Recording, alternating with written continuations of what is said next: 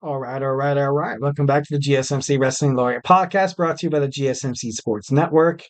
Just kind of talk about what we have held before in our segment number one. We talked about the WWE Raw preview, a little bit about Sami Zayn's Intercontinental Championship run, and how long it's really going to last, especially with people like Bronson Reed, Ricochet. Maybe a couple of people who's going to come back into the WWE, like Keith Lee or like Aleister Black, and try to get him for that championship for the Intercontinental.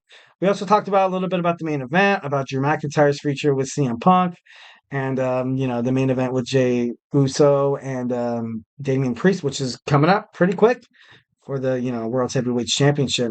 But before you guys go anywhere, I want to remind you guys that to use the tips and donations link, we get a number of questions from the viewers that come during the show. So to ensure that your question gets read on air, I ask you to use the tips and the donations link at the GSMCPodcast.net with your questions. Just put your questions on top so we can talk about it. Tell me what you like. Tell me what you don't like. Tell me what, some things you notice about wrestling that maybe you want me to talk about or that you want to talk to me about. I'm absolutely open to, anything that you guys have to say. Just put your questions on top of the list. It really helps the show. Leave a positive feedback at the GSMC Sports Network. We love peace, love, and positivity, baby. And again, the link is the GSMCPodcast.net. So, yeah. All right. So let's move on to this segment number 2, which is called the WWE NXT preview. So, okay, we're going to get started with the NXT Stand and Deliver. Kind of much like WrestleMania was for Raw and SmackDown. This is kind of going to be kind of hitting like the restart button. Like you're going to have new champions crowned. You're going to have new storylines developed. You're going to have new rivalries, new alliances. And it's just, it's going to be super awesome. And, we're in a good, wrestling fans, we're in a pretty good era right now. So get hyped. But let's get on into it. We had NXT Stand and Delivered. Started out with Shawn Spears versus Joe Gacy. Joe Gacy was this was actually a pretty good match. Shawn Spears looked like he had most of the control during the match. You had the perfect 10, Shawn Spears. Well, now I guess he's the chairman because he always brings out the chair, which he established in I think he did that in AEW or TNA, I'm not sure. But then you had Joe Gacy being, he was attacked by Ridge Holland. And I kind of had speculation about that. Once when I mentioned Ridge Holland taking a step back, I was like, okay, maybe it is a publicity stunt where he's pulling like a Shawn Michaels, where he's like, oh, I want to go somewhere to fix my smile. And obviously, hey, it worked. And now you're going to have a Joe Gacy and perhaps a Ridge Holland feud. But then you also can see like Shawn Spears got into the head of Ridge Holland. Like he got him to kind of, break again. Ridge Holland to break. So Shawn Spears is probably going to be, introduced or he's going to be involved in that storyline. So should be pretty cool to see, you know. And Ridge Holland is actually expected to be on tonight's at WWE NXT on the USA Network. So, you know, totally awesome. If you're not already watching it, I'm kind of excited to watch it. Next, we have the tag team match. The NXT World Tag Team Champions, Braun Breaker and Baron Corbin, defeated Axiom and Nathan Frazier. And it actually started, it started promising once when Axiom and Frazier went out there and took the fight to Braun and Baron. There was a time where you're like, oh, okay, like maybe these guys can do it. Because me as a wrestling fan, I see Breaker and I also see Corbin. I'm like, man, these are two singles guys. They're just waiting for a good tag team to dump these belts off of, so they know that the NXT World Championship like matches are going to be watched and going to be marketed pretty well. So it started pretty good. It was a good fight, but Braun Breaker and Baron Corbin ultimately like overpowered Axiom and Nathan Frazier. And reading in the comment section, I see Dundee is a hot take. Nathan Frazier is the next Seth Rollins, kind of like similar moveset. And to be honestly, I think that's nail on the head. I see Nathan Frazier as since he didn't win the tag team championships in NXT, maybe he's going to be in the WWE draft. That would make a lot of sense if he went there, because Seth Rollins is going to be taking a hiatus. I'm going to actually get into that with our WWE news roundup. But Nathan, he's special. He's very special. and he can definitely take the fight to any competitor in any kind of division, in any show. He could be United States champion, Intercontinental, WWE kind of pushing it, World Heavyweights, but hey, like you may never know. And with Money in the Bank, a pay-per-view coming right around the corner, they have to find a new person that they're going to give the Money in the Bank briefcase to. So, should be pretty interesting to find out what happens with that. So next we have the North American Championship where you had Josh Briggs versus Obafemi and Dijak. Dijak, I guess this is his, I think they said his sixth or eighth attempt at the North American Championship. But he gave it all. He really gave it all. I'm kind of surprised that Obafemi was able to kind of pull this one out, despite the fact that Josh Briggs looked very, very good. He looked amazing. Like he controlled most of the match.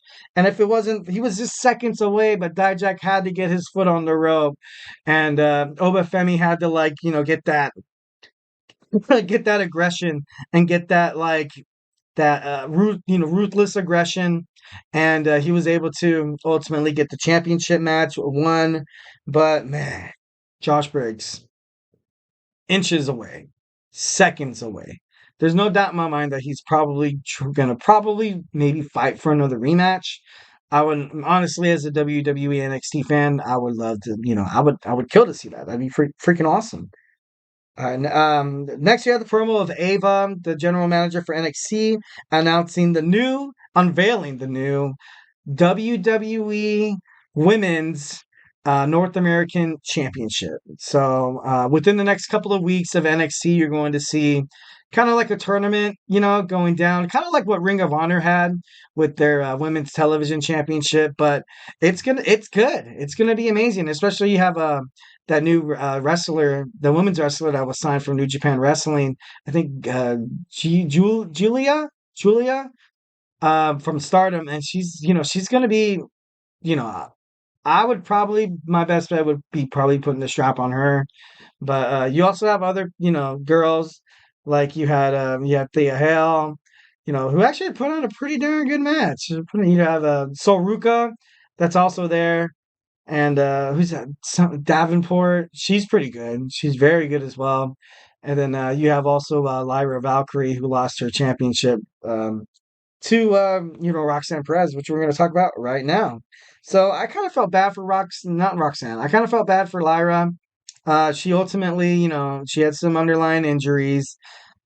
I know she was the one who made the challenge, and that's kind of what you get, dude. That's kind of what happens when you try to prove yourself to be like a total badass. But sometimes, your confidence level is up here, and your body, like actual body consent, is like right here.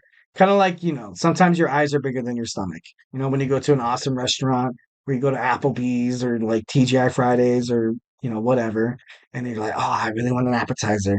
Oh, some mozzarella sticks. Ooh. And you just overindulge yourself with mozzarella sticks, and you drink like seven sodas or a couple beers. And then all of a sudden the main course comes out and you're like at first you're like, oh, thank God my food's out. Like that was forever. Totally being a Karen. No, I'm just kidding. No, but and then your food comes out, and then sometimes you need that doggy bag. Sometimes you need to take it home because you can't handle it all, man. You can't do it. And if you do, you're probably, gonna upset something in your digestive system, in your body. But anyways, moving along from this metaphor. Lyra Valkyrie just put too much on her plate, and she's probably due for a WWE Women's NXT title run again if she doesn't decide to implement herself into the WWE draft, which Roxanne Perez has already had.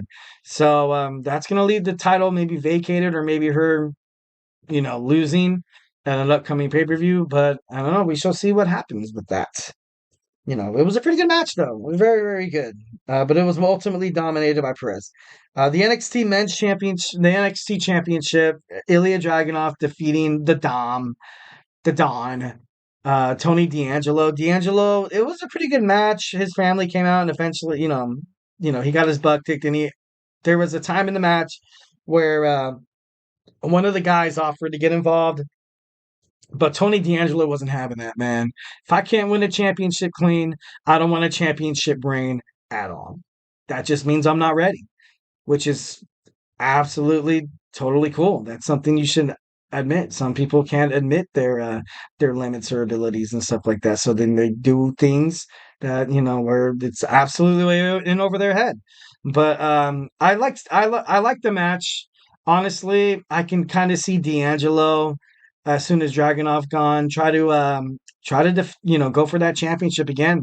I think he would represent the WWE NXT, the men's division, very, very well.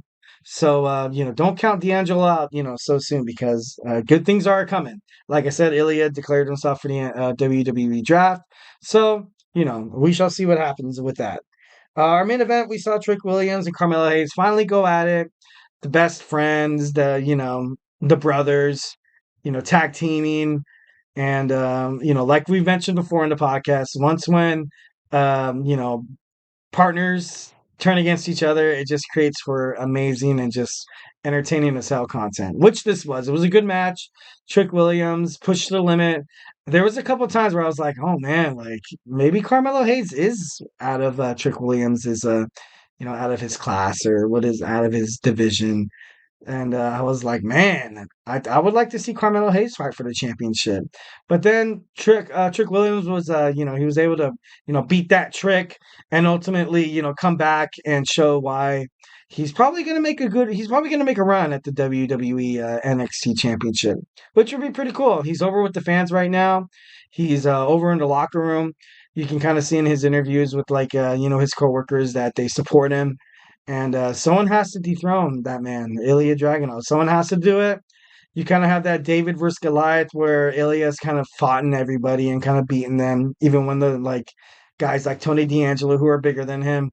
And then you kind of have Trick Williams, like, the underdog who stuck up for himself after he was betrayed on Vengeance Day from his best friend, his brother, Carmelo Hayes. So, I don't know. Should be interesting to see what happens with that. I would like to see Trick Williams go for the NXT Championship, but I would kind of like to see, Tony D'Angelo, get that, that second shot. All right. So, our next our next segment, is going to be Long May He Reign. I'm going to talk about historical WWE Championship title runs that I feel like every WWE fan or pro wrestling fan should know. So, hey, don't go anywhere.